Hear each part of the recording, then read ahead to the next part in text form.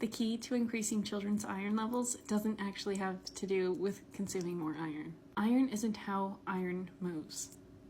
Iron needs copper. It needs a protein called ceruloplasmin, which is what I like to refer to as the bus. If you don't know what I'm talking about, go back and watch the second video that I have pinned.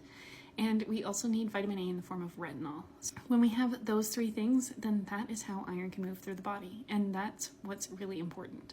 So if a child is struggling with their iron levels, then what we really need to do is focus on getting the iron that's in the tissues and in the organs back into the blood where it needs to be, because iron can be 10 times higher in the tissues than it is in the blood.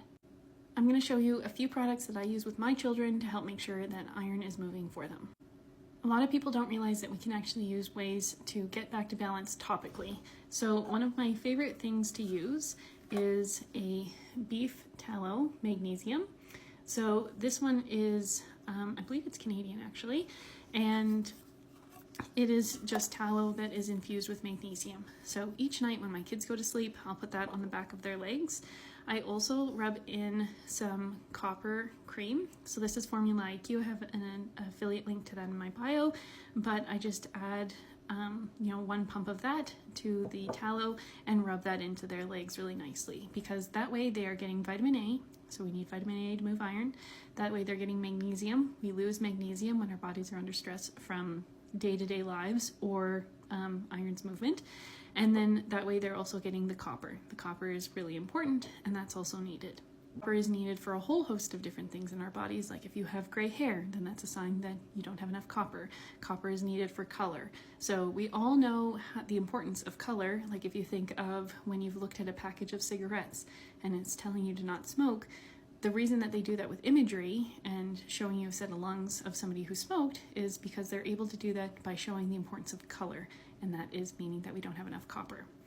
Another thing that I love to use, so vitamin C is really important. A lot of people think that vitamin C is needed for iron to be absorbed properly, but when we're focusing on absorption, we're not focusing on the movement. So it's really the movement of iron that's important, because it can get into the cell, but it might not be able to get out.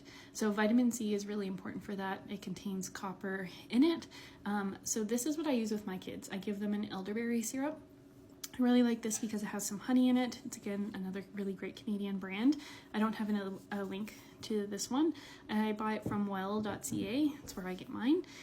But elderberry syrup is a really great form of whole food vitamin C. That's what we want. We don't want a synthetic form of vitamin C. A lot of people will tell you that ascorbic acid is the same, and it's not. It's missing an enzyme called tyrosinase at its core, and that helps with iron's movement. If we don't have that enzyme, then it's basically like going to a car dealership and buying the shell of a car instead of getting like the seats and the engine and all of that good stuff. So that's where the big difference is, and that has a huge role on iron. So if you are looking to increase your children's iron, then you can focus on topical ways to help increase their movement. And again, it's not about their iron levels. It's not about consuming more iron.